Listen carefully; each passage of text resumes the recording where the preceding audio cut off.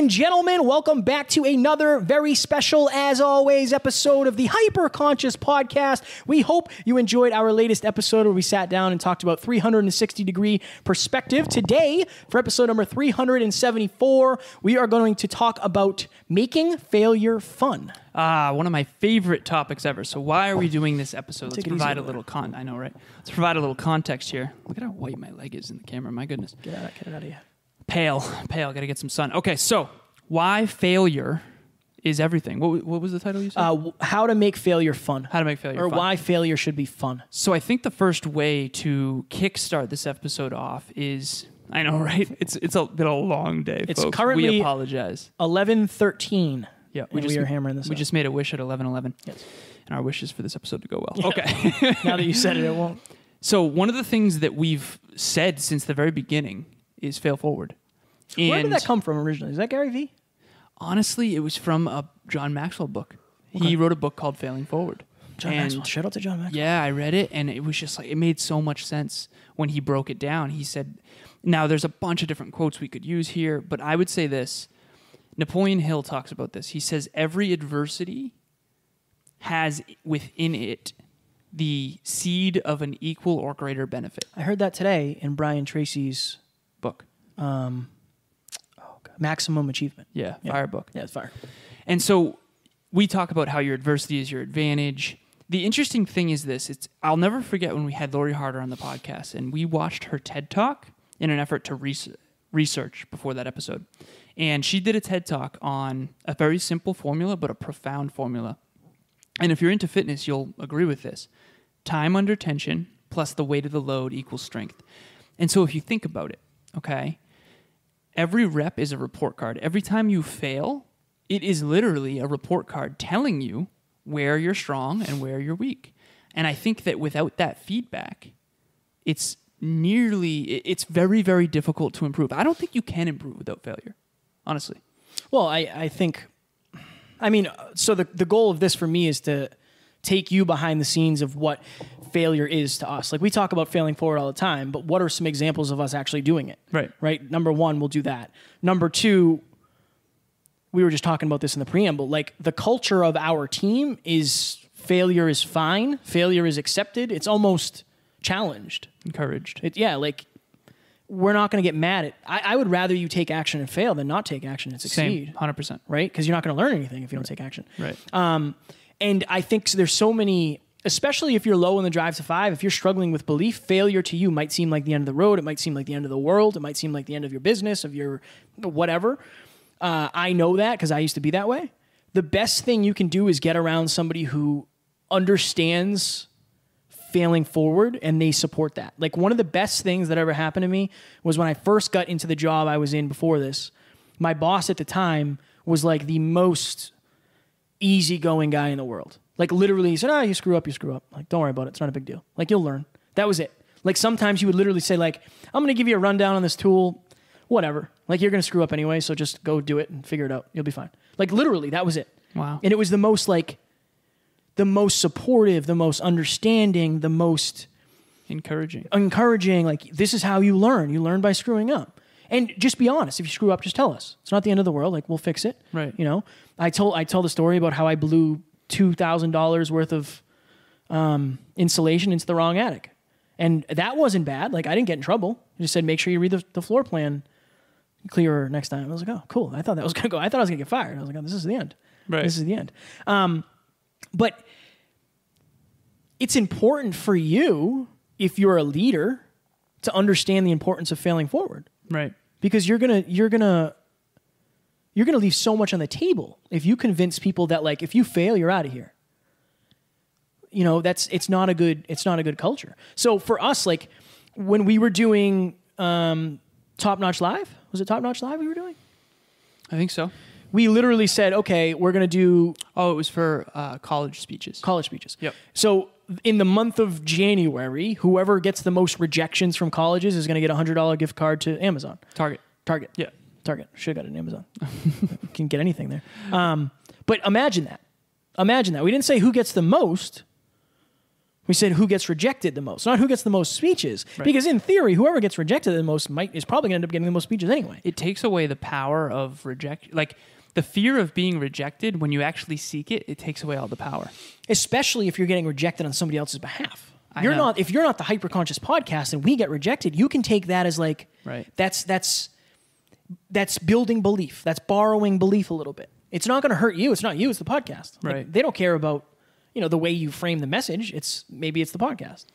One of the other things that we've done as well is you've heard us say, you Jeffed it. Yes. And I think I said this to the team recently. I said, it's unbelievable that we've created a culture where not only Jeffing it, aka failing forward, is embraced and accepted as part of the process, but it's actually become fun because we like to say it. Yeah.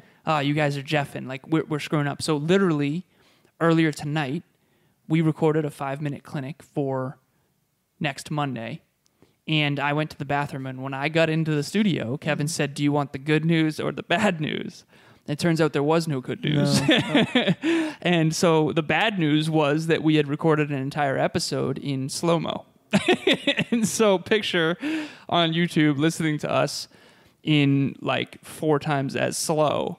And what we ended up doing, which was really interesting, was doing some mathematics on a whiteboard. Alan did the mathematics. To try to figure out how to fit the audio to the video and then make the video sped up enough to where it actually synced up. And we did do that. So if you listen to the 5-minute clinic dropping on Monday, it will be a raw footage that was adapted to be regular footage. Also, we don't even have the full episode because when you do slow motion, it like triples the time and the camera shuts off at 29 minutes and 50 seconds.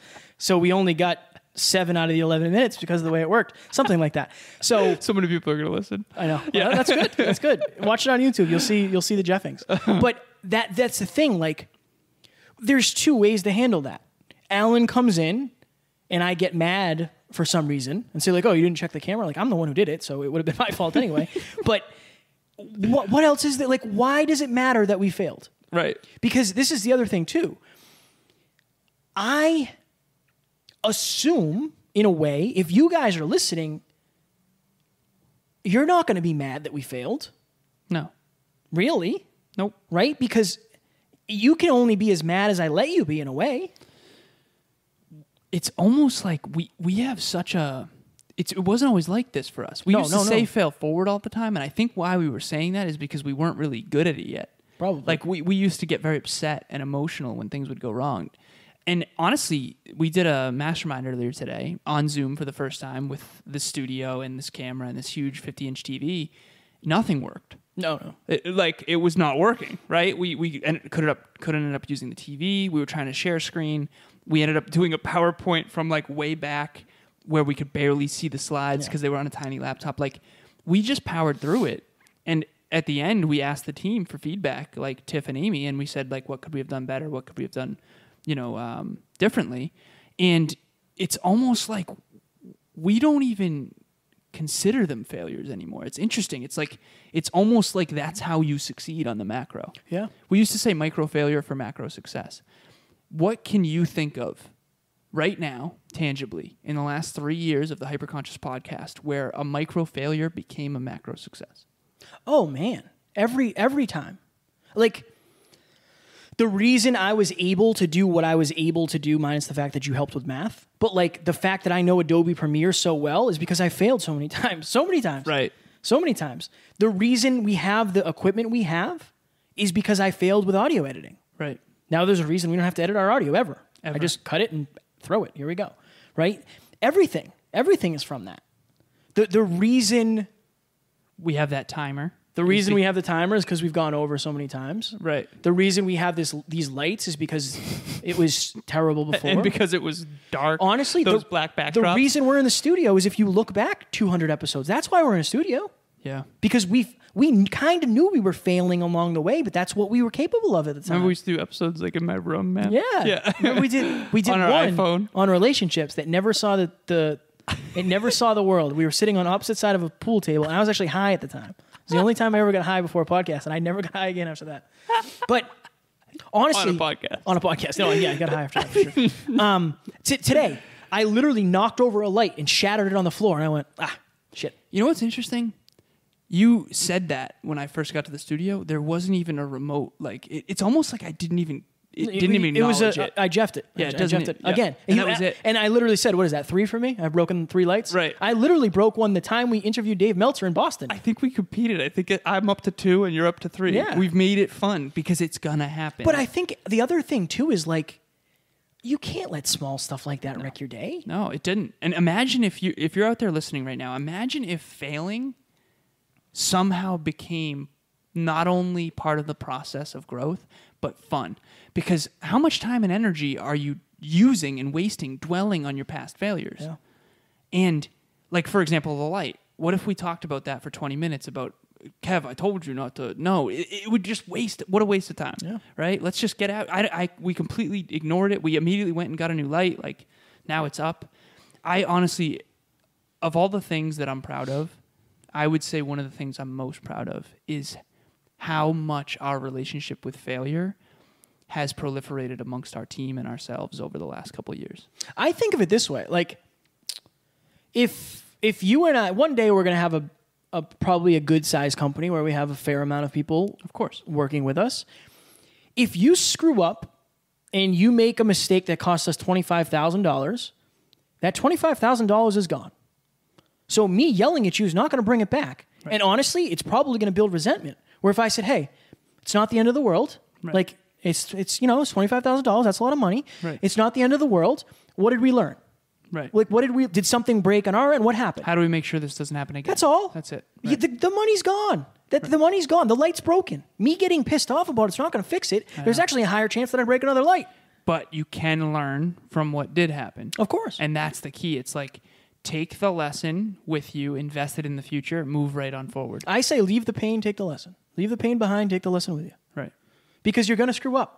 Especially if you're doing this, if you're doing something for the first time. Like, guys, we've done 370, what is this, 4? We've done almost 400 episodes of this podcast.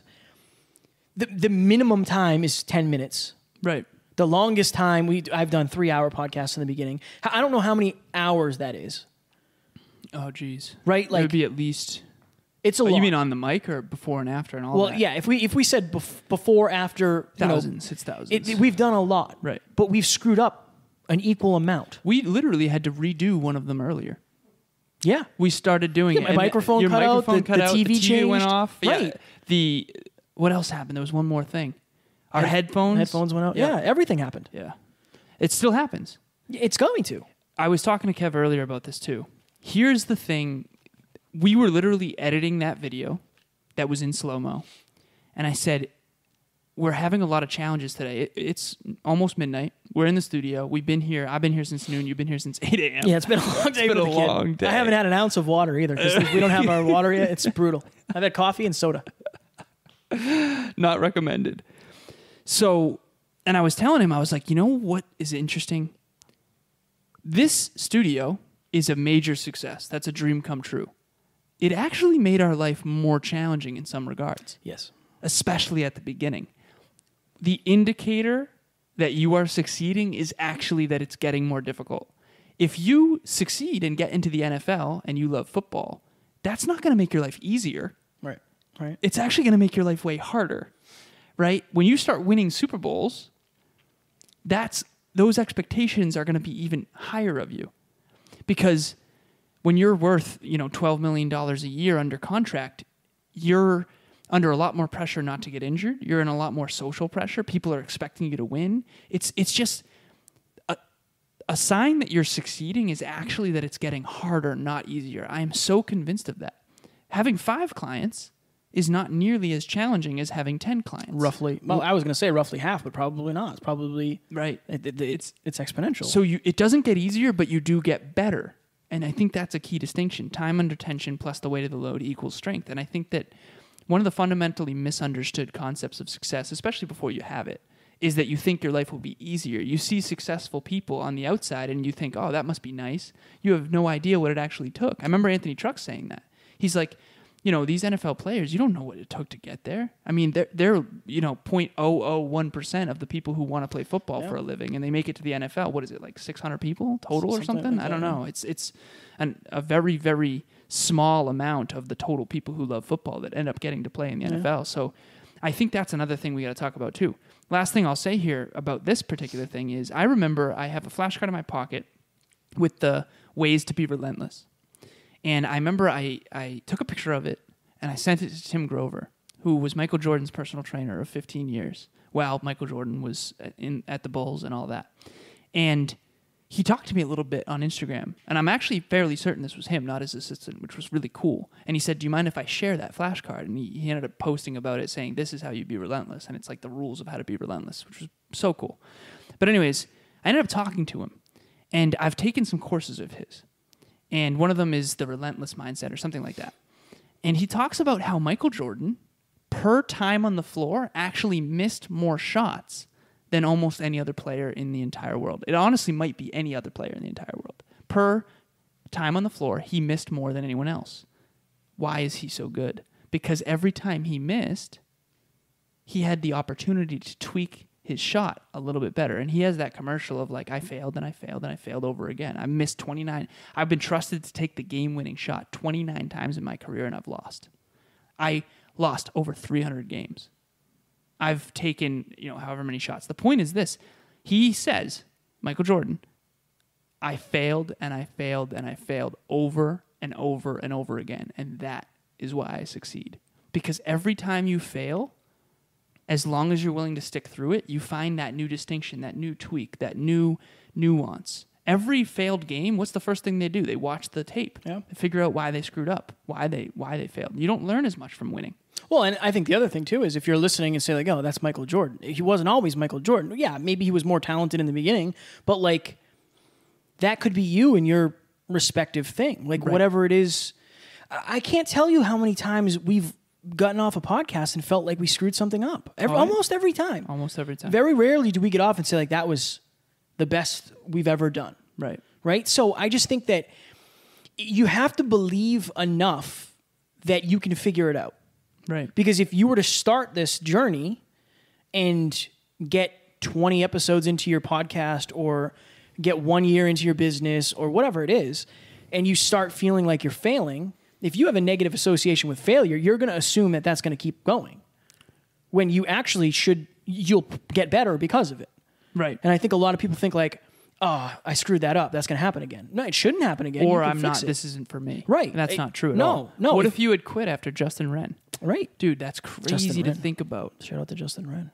You did an interview that was your dream interview. This was what, episode 8? I think this was episode 7 or 8. And the audio was unusable. That was a fire episode. It was a great interview. And I remember you texting me or Snapchatting me. I think we used to Snapchat back then. No, we weren't friends. We weren't official enough to chat. We were on with Snapchatters. We had a streak going. No, I don't even know if we do. But I think that you said something along the lines of, what do I do? And I think I said, honestly, just can it and ask him for another interview. Yeah. I never got that. I never got that other interview. We'll have to get that. We'll get that. Let's do that, dude. That would be a really cool comeback. It's a good story. And Justin Wren is a incredible human being. Right. Yeah, I mean, it was hard for sure. And I also wasn't, I was doing it alone at the time. I was still working. Like there was a lot of circumstances, not against me, but like kind of. But I don't know. I think at the end of the day, most likely if you're early on in your journey, whatever it is, you're going to have some sort of negative association with failure. Right. I think the sooner you either get around people who understand, like imagine if you were hanging out with me and Alan, hypothetically, and you knew we thought this way, and we said, "Hey, we're gonna go do this. Let's just see what happens, whatever it is." Right. And I don't know. Would you be as afraid of failure? Right. Would you be as worried, or would you say like, let me just see what happens? Like, anytime you're doing something for fun, you don't worry about it, right? Like, if you're not necessarily attached to the outcome, you're not worried about it, right? I think for us it's easy because we're fulfilled while we're doing it. I had a moment. I told Taryn this the other day. I told Tony, the guy who installed our TV today, great guy. I told him that, like, I remember when it would be Monday and I would look at the clock and it would be noon, and I'd be like, "Oh my god, I still have 4 hours to go." Like, oh my god, it's going by so slow. That hasn't happened in 3 years. That never happens. I don't even care If what. anything, it's like, oh my god, it's 4 o'clock. Right. I don't even care what day it is anymore. Right. I don't care. I'm Friday, Monday. It doesn't matter. It's all the same to me. Right. It's all the same. But I love the journey. I don't care what time it is. Usually, like Alan said, it's like, oh my god, it's already noon. Yeah, it's I crazy. have so much I have to get done. Right. Right. But So much I want to get it's done. easier. It's easier to fail when you realize, like, I get to wake up and do this again tomorrow. Right. Nobody's telling me. I don't have anybody breathing down my neck. Right. None of my failures have ever been final. Why do you think people fear failure? Because Where does that come from? It's rejection. Okay, why do they fear rejection? Because they're taught that rejection is you're not good enough. Right. It's self-worth. I remember in high school I got laughed at when I asked a dumb question, and it's like in my head it's like, and luckily my teacher stuck up for me. You've heard the story. She said like there are no dumb questions because they lead to good ones, and he's trying to learn. And the person at the time who was super popular, like that kind of got everybody laughing, he ended up not doing as well in the AP test. And I think it's probably because I was trying to learn. Yeah. I asked the question because I want to know, which means I'm trying to learn. And what's interesting is like that actually hurt a lot at the time because I didn't have, a lot of self-esteem back then. And if I let that into my consciousness as like asking a question is a bad thing or failing is a bad thing or, fear of judgment, dude, that'll hold you back forever. I always talk about, I don't know what's going on the streets of Worcester right now. Sounds like maybe a lawnmower driving down the street. I always talk about the fire academy. Right. I failed my first practical test. Like I did really well on the writtens all year. I failed my first practical test. You had to tie a knot around a hose around the handle, and it was a handle I had never seen before, and I had no idea how to tie the knot. I failed. I failed that, and I failed something else. If you fail two things, you have to retake it. I think the idea of like A, B, C, D, E, F, it's like failure is like if you get an F, you're bad. Dude, that messes with your psyche, I think. Yeah. I think it messes with our Well, psyche. that right there is like you're reprimanded for failure when it should be like, okay, you got an F, but what did you learn? Yeah. Or what can we was take your from effort? this? Right. Right. But again, that's like. What are you going to do differently now? Yeah. Crazy. Yeah. It's interesting. I think it's partly because so many people think success and failure are finite and like immediate. Like, oh, if you go, John Laredo, one of my clients, we've had him on. Yeah. He used to have anxiety attacks. He was speaking in front of thousands of people, and he literally had to leave the stage and go to the bathroom. Right. And now he has since spoken all over the world. And he has a podcast. Yeah. Right? And he gets paid a lot of money to coach. And like, right. So that didn't stop him. The worst case scenario happened. Literally. Right. He had an anxiety attack on stage. And he told the story in one of the podcasts. And he literally went up to the whiteboard to like try to buy time and just started like making shapes. He doesn't even remember what he drew. Right. And then he just like left. And he went to the bathroom and people came to And then check people on came him. in. Yeah. No, they went to use the bathroom. Oh. They went to use the bathroom in between because there was no other speaker. And John was in there. And they were like, oh, hey. And he's like, hey, I ate something bad. So the worst case scenario happened. Right. And he is now, he is still super successful. And he's an accomplished speaker because he didn't. And nobody remembers that. No. Who cares? And who cares? And if they do, it's like, right. Look at you now. Right. It's awesome. If they do, it's an underdog story. Right. If they do, it's an underdog story. Powerful. You've heard me talk about Reggie Jackson. Yes. So I heard this in a speech, Denzel Washington speech. I think it was a commencement address. And he said that Reggie Jackson is in the Hall of Fame for, I think, most home runs in a season or something like that? No, or in his career? That's false. Both of those are false. Both of those are false? Yeah. Yep. Barry Bonds. He said Reggie Jackson hit 2,600 home runs, and he's in the Hall of Fame. That sounds right. Okay. We're going to look it up. But he also, I think he struck out more than any other player. That makes I think sense. that's what it is. Okay, so anyways, Denzel Washington's speech, he says Reggie Jackson struck out more than any other MLB player up to his time, but yet nobody remembers the strikeouts. They remember the home runs. He's in the Hall of Fame. He had a lot of strikeouts. He did? What was his home runs total? 563. It doesn't say what his strikeouts were. 563 for home runs? Yeah. I thought it was 2,600. No, man, nobody's got 2,600. Oh, like in their career? No, the most ever, I think, was Barry Bonds. I think he's got like 756. Oh. Well, I apologize for that stat. I'll have to review that Denzel speech. He is in the Hall of Fame. He's in the Hall of Fame. Okay, so he struck out more than anyone else? That I can't tell you, but Okay. He's struck out a lot. He struck out a lot, but he's in the Hall of Fame. And that's the He thing. struck out 2,597 times. Oh, that's what it was. Yeah. 2,000 times strikeouts. No one remembers the strikeouts. They remember the home runs. Right. Okay, gotcha. He's in the Hall of Fame. Okay, so sorry, Denzel, and sorry, Denzel's listening. Yes, hopefully. So in Denzel's speech, what he's saying is that Reggie Jackson struck out over 2,000 times, but no one remembers the strikeouts. They remember the home runs. He's in the Hall of Fame. Yeah. And that's what life is like. You have to strike out. You have to swing. The more you swing, the more you're going to strike out. Mistakes are proof you're trying. So, Fire. Oh, right on the there goes right on the buzzer. time. And I think failure is always acceptable. It's always, you can build on it, right? But if you're failing, you're trying. But make sure you're not failing at the same things. Right. Like if you fail because you didn't prepare enough, okay, prepare more next time. Exactly. If you failed because you did something, just try to make sure that you're not failing on the same things, because what that means is you're not taking the lesson. Exactly. And that lesson will keep appearing because it's, you're not changing your behavior. Exactly. And also the other thing I always say, if you win every game, you don't have to change anything. You're not growing. If you lose, you might change everything and come back stronger, most likely. Right. You dig? I do, as long as you believe in yourself. 10-second blip. Quickly. 10-second blip. Quickly. Hammer it. The biggest difference between the person you are... No, I'm kidding. What's that say? This is battery exhausted. What does that mean? That means the battery's dying. I hope the camera didn't shut off. It's possible. It probably did, because that's still full. Well, the 10-second blip is I hope our camera didn't just shut off. Okay, perfect. What do you got? Perfect. I've got... Quickly. If you have a negative relationship with failure, that is going to hold you back tremendously. Try your best to fail forward, and eventually it becomes normal. This is devastating news. Ladies and gentlemen, we hope you enjoyed this. I can't talk. On Sunday, we are dropping our episode. We were lucky enough to interview Lauren Tickner. She is uber successful. She is a coach. She has many online training programs. She is a marketing whiz. She's also 22 or 23. 23. And she is super into personal development. Amazing interview all the way from the UK. I don't know if I've ever seen someone so authentically confident without arrogance. It was very, very powerful to see her in her element.